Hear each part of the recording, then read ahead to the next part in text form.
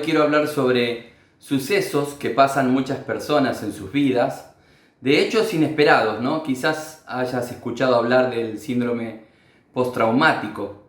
Hay estudios que demuestran que este síndrome suele durar un año luego de haber tenido una experiencia choqueante, de algo muy traumático, ¿no? Estoy hablando de algo fuerte, tan fuerte que deja a las personas sin aliento, ¿no? Sin ganas de seguir adelante. Una experiencia abrumadora, accidente, noticias inesperadas, algo fuerte, ¿no? Que sacudió tu vida.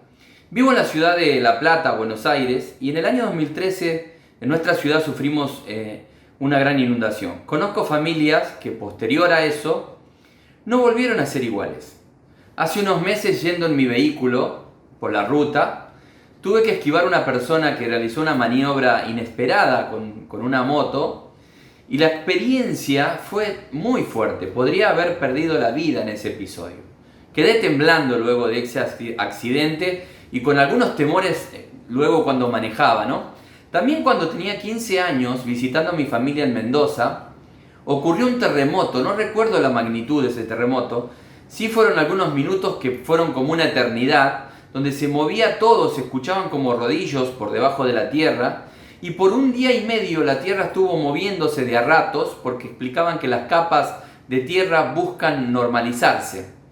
Gente que dormía en las calles, que tenía temor de estar durmiendo dentro de las casas.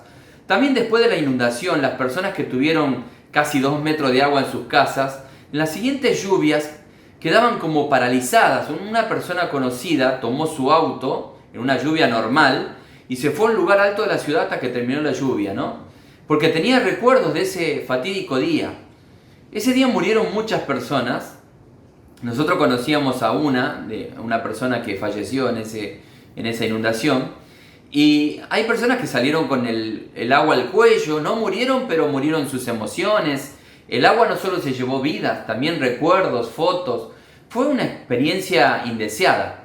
Y perdieron todo algunos, decayeron, murieron sus emociones, decayeron sus espíritus, ¿no? Porque si bien no murieron, perdieron el equilibrio emocional. También en Centroamérica, gente que sobrevive a huracanes, luego de esa experiencia no son iguales después. Este tipo de sucesos en los días posteriores lleva a los damnificados a vivir con ciertos temores, miedos. Personas que luego de una experiencia traumática no vuelven a ser como antes, se vuelven retraídos, algunos hasta suicidas secretos, quedan atados a depresiones, acuden a vicios, a otras actividades que los lleven a un sitio que los haga recordar que le daban cierta seguridad. Muchos tratan de volver a un viejo trabajo, a un viejo amor, a un lugar que les represente seguridad, ¿no? Personas que en otro tiempo le dieron cierta seguridad. Cuando se suele atravesar pérdidas, solemos recurrir a lugares que nos resultan familiares. Humanamente, tendemos a buscar aquello que en otro momento nos dio alegría. Tenemos fotos de aquellos que nos daba seguridad, ¿no? Por ello que hay personas que ante la inminencia de la muerte adoptan una postura fetal, porque recuerdan lo seguro que era estar en el vientre de su madre. Parece que todo nuestro ser sabe que en esa postura no teníamos miedo a nada. Pensaba que hay personas que vuelven a caer en lugares donde Dios ya los había sacado cuando la crisis golpea duro. Buscamos un sitio seguro, de comodidad. Ya no queremos exponernos. Nos dolió, nos duele tanto el puño en la cara que no queremos hacer más nada. Queremos solo lo familiar y nos retraemos, nos aislamos. En una ocasión, Jesús le va a decir a Pedro: Simón, Simón, he aquí Satanás os ha pedido para zarandearos como a trigo. Pero yo he rogado por ti que tu fe no falte. Y tú, una vez vuelto, confirma a tus hermanos. Y bueno, Pedro le respondió: Señor, dispuesto estoy a ir contigo, no solo a la cárcel, sino también a la muerte. Y el Señor le dijo: Pedro, te digo que el gallo no cantará hoy antes que tú niegues 3 veces que me conoces. Pedro estaba recibiendo una noticia no muy alentadora. Ese Simón, Simón, ¿no? Hay personajes de la Biblia que tuvieron tal transformación para luego poder ser usados por Dios, que el Creador tuvo que cambiarles el nombre, ¿no? Parece ser que Pedro todavía tenía cosas del viejo Simón, que debían pasar por una zaranda. Es algo desconocido para Pedro, lo que Jesús está hablando, lo que Jesús está diciendo. No es muy bonito. Aquí la noticia no es que el arcángel Miguel solicitaba a Pedro para una misión especial. No, es el mismo Satanás que los pide para zarandearlo. Y ese os ha pedido también incluía a todos los discípulos. Personas que estuvieron con la gente, que sanaron enfermos, que predicaron el evangelio, que dieron de comer. Se habían dedicado a estar con Jesús esos 3 años, ¿no? Imaginemos por un instante el desconcierto de Pedro. ¿Por qué ese pedido? Seguro se habrá preguntado qué hice para ser seleccionado. Él podría haber recordado que fue el primero en reconocer la deidad de Jesús. Cuando todos dudaron, él no lo hizo. Caminó sobre el mar. ¿Cuántas cosas hizo Pedro, ¿no? En el tiempo que estuvo con Jesús? También me recuerda a Job. Y quizás Satanás diría entonces, si están tan seguros que Pedro es fuerte como una roca, donde puede edificarse su iglesia, déjenme apretarlo un poquito, un tiempo, para ver si verdaderamente será una roca buena, firme, para ser utilizada como fundamento. Ahora, qué descanso es saber que todo está controlado por Dios. Aún este tipo de pedidos, si el maestro autorizó, seguro será porque Pedro podrá resistir el proceso. Pedro sería uno de los líderes de la iglesia naciente. Eso tiene un precio y en ocasiones el ataque es tan violento que se necesita la fortaleza de Dios para mantenerse en pie. Dios me hablaba cuando preparaba esta palabra que nos gustan los montes de la transfiguración, estamos interesados en ver su gloria, saber que está todo bajo control y hasta proponemos hacer enramadas y acomodarnos al calor y a la luz de su gloria. Ahora, la figura de zarandear como a trigo era muy conocida por Israel. Amós va a escribir, porque yo mandaré que la casa de Israel sea zarandeada entre todas las naciones, como se zarandea el grano en una criba, sin que caiga un granito en la tierra. Ahora, toda prueba trae propósito con ella. El proceso duele, sí, es verdad, duele, pero la zaranda a Israel le traería beneficios. Veamos lo que sigue escribiendo Amós, ¿no? Esto está en Amós 9, en el capítulo 9, y del verso 11 al 15 él va a decir: en aquel día yo levantaré el tabernáculo caído de David, cerraré sus portillos, levantaré sus ruinas, lo edificaré como en el tiempo pasado, para que aquellos sobre los cuales invocado mi nombre posean el resto de Edom y todas las naciones, dice Jehová, que hace esto. Ciertamente vienen días, dice Jehová, cuando el que ara alcanzará el segador y el que pisa la suba al que lleve la simiente, los montes destilarán mosto y todos los collados se derretirán. Traeré del cautiverio a mi pueblo, Israel, ellos edificarán las ciudades asoladas y las habitarán, plantarán viñas y beberán de su vino, y harán huertos y comerán de su fruto, pues los plantaré sobre su tierra y nunca más serán arrancados de la tierra que yo les di, ha dicho Jehová tu Dios. Hermosa promesa de semejante restauración. Pero primero está la zaranda, ¿no?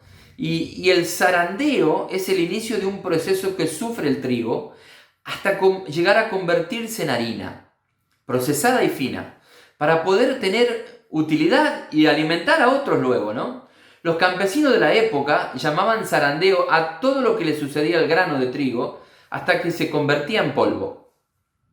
Se arrancaba el grano junto con la espiga, era movido de un lugar a otro, ese proceso se hacía a mano, se agarraba el trigo junto a la espiga, se lo castigaba contra una superficie dura, se desprendía el grano, luego empezaba la zaranda, donde se separaba el grano y la paja, y después podía molerse el grano cuando estaba ya separado de la paja. Pienso que Pedro ya era del reino, y en referencia al zarandeo me hace pensar que Pedro era grano, ¿no? Pero que debía ser arrancado de un lugar de seguridad. Tendría lugares de seguridad ese Simón, ¿no? Pienso que si su barca no era uno de esos lugares, cuando él estaba deprimido, seguro que estar en el mar, para Pedro, sería su lugar en el mundo, seguro. Por ahí su barca, ¿no? La barca de Simón, había sido la espiga que lo hacía estar seguro.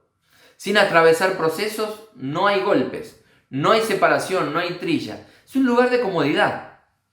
Pero Pedro, o Simón, debía ser molido en el mortero de la prueba y pisado en la rueda del molino.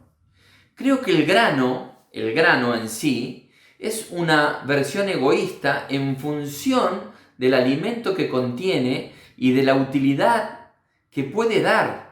Pero mientras siga siendo grano, no puede alimentar a otros. Mientras esté en la espiga, no es útil.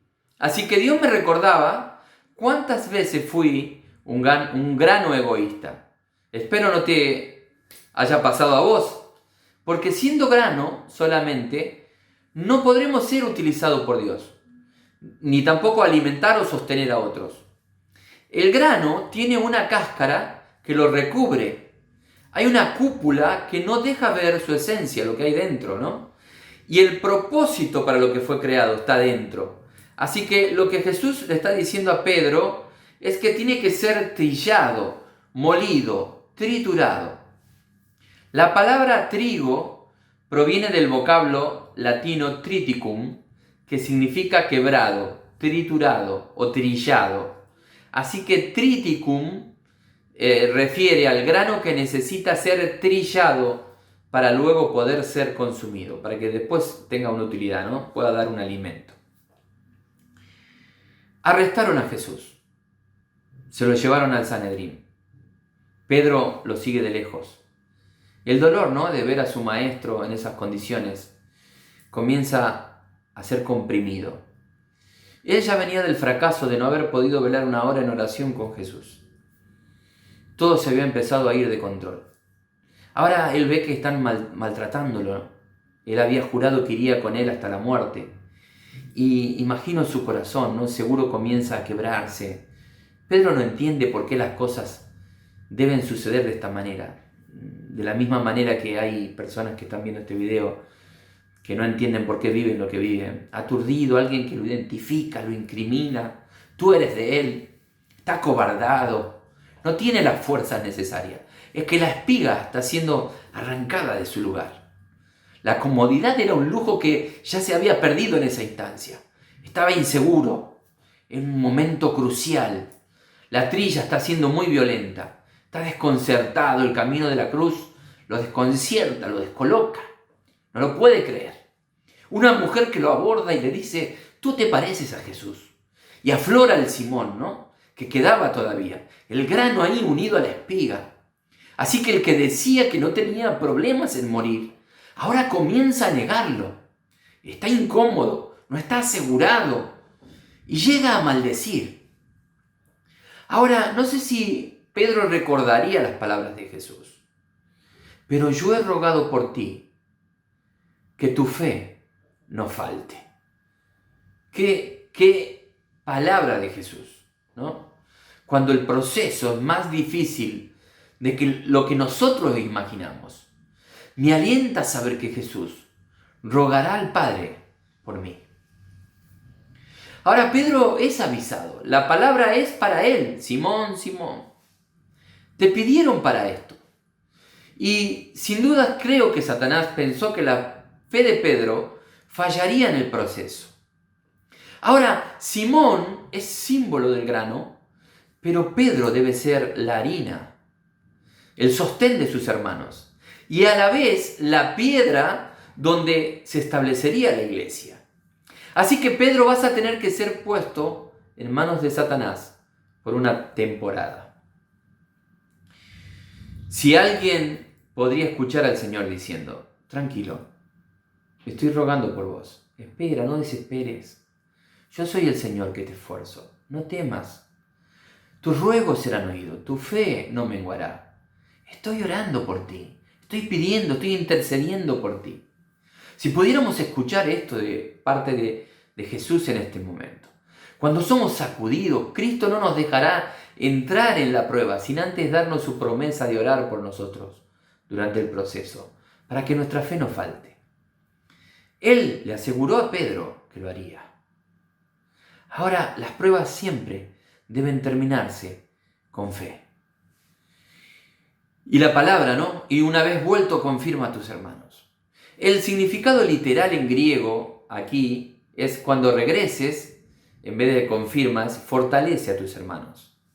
Jesús le está queriendo decir, Pedro, aunque me niegues, vas a tener restauración, porque después serás el sostén de tus hermanos. Lo que Jesús dijo que ocurriría es lo que terminó pasando, ¿no? El gallo cantó, Pedro lo negó, pero lo más interesante, sin dudas, para Pedro debe haber sido encontrarse con la mirada de Jesús. Y estoy seguro que en esa mirada del Maestro había amor y restauración, porque él sabía que Pedro iba a hacer lo que hizo. Ahora Pedro sale y llora amargamente. Imagino las mentiras que Satanás estaría diciéndole al oído en ese momento. Así que eres la roca de Jesús. ¿En serio? Un blasfemo. Has pecado, Pedro. Te volviste contra la luz del mundo, ¿no? ¿Cuántas cosas viene Satanás a decirnos en ese momento que nosotros creemos estar derrotados, que no hay más nada por hacer? Así que él, luego de llorar amargamente, lejos de iniciar un camino ministerial, él quiere vivir su síndrome postraumático. Y va y agarra la barca y las redes. Busca la espiga. Quiere ponerse en posición fetal. Todo se había terminado para él. Y la barca y las redes eran su lugar de seguridad. Era como Jesús lo había encontrado a él, ¿no? Jesús lo encontró con la barca y las redes. Pedro evidentemente seguía tambaleándose por su experiencia. Así que un día va y le dice a los amigos, los discípulos, a los que tenía que él fortalecer supuestamente, le dice, voy a pescar, ¿no? Esto es en Juan 21, verso 3. En otras palabras, él está diciendo, voy a regresar a la antigua profesión de pescador, ¿no? El mensaje de Pedro es, no me siento, ¿no? Así subjetivamente, no me siento apto para ser un líder espiritual. Vuelvo a lo de antes, no quiero saber más nada. Y probablemente pensó, Dios no puede usar a un hombre como yo. Quizás algo de lo que Pedro hace te identifique, ¿no? Que en algún momento tuviste este sentimiento. Yo lo tuve, ¿eh? Yo lo tuve, muchas veces lo tuve. Personas que se sienten un fracaso y creen que su vida ministerial está terminada. No te apresures. Aunque Pedro convenció a los discípulos a que vayan con él y se subieron a las barcas e intentaron pescar toda la noche, no pudieron, no sacaron ningún pez. Y en las tempranas horas de la mañana, una persona que los llama desde la orilla. Y esa persona que les dice que lancen sus redes al otro lado de la barca. Ellos que lo hacen y sacaron tantos peces que la red comenzaba a romperse. Ellos tenían ya imagen de haber vivido eso. Pedro comienza a sospechar que él conoce el que está hablando de la orilla. Así que inmediatamente se lanza al agua y comienza a nadar hacia allí. Isaías, en el capítulo 28, en los versículos 28 y 29, va a decir, el grano se trilla, pero no lo trillará para siempre. Ni lo comprime con la rueda de su carreta, ni lo quebrantará con los dientes de su trillo. Esta profecía, va a decir Isaías, salió de Jehová de los ejércitos para hacer maravilloso el consejo y engrandecer la sabiduría. Pensaba que quizás alguien tenga que escuchar esta pregunta de parte del Señor ahora. Él dice tu nombre y te pregunta, ¿me amas? Tal vez te atragantes con tus palabras, pero como Pedro ya no puede confiar en sí mismo y en sus fuerzas, pienso que nosotros tampoco. Pedro comienza a sacar el pañuelo de rendición, ¿no? Él comienza a rendirse. Y Jesús quiere estar seguro del amor de Pedro. Sin dudas en nosotros aflorarían respuestas tales como, ¿cómo te voy a amar si te fallé 1000 veces? Es que el grano está siendo despellejado, ¿no? Sacudido fuertemente. Hay momentos de la vida que se experimenta tanto dolor, que pareces quedar anestesiado, ¿no? Golpeado, aturdido, adormecido. Pero te recuerdo que los golpes solo servirán para sacar la cáscara que no permiten ver tu esencia. Si pudiéramos escuchar los ruegos de Jesús para que nuestra fe no se apague, aunque sea un pábilo, Él quiere asegurarse que nuestra fe no solo sobrevivirá, sino que será tanta que alcanzará para fortalecer a otros hermanos. Quiero terminar este video con estas preguntas de Jesús.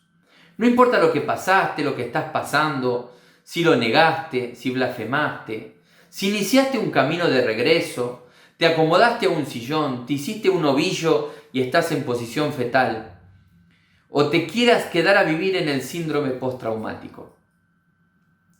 Aunque tu fe pueda estar pendiente de un hilo, pendiendo de un hilo, Jesús está rogando al Padre para que tu fe no falte. Y aunque no cumpliste tus promesas, su mirada sigue siendo de amor y de restauración. No hay reproches, pero hay algo que debe ocurrir. El grano debe morir, de una vez por todas. Tú, Simón, debes cederle paso a tu Pedro, a mi Pedro. Y el Maestro nos pregunta nuevamente, ¿me amas? Ahora, Él nos amó tanto que se ennegreció por nuestros pecados. Se humilló y fue tan bajo que murió como morían los criminales. Y la pregunta de Jesús resuena nuevamente. Solo debes responderle a Él. ¿Me amas?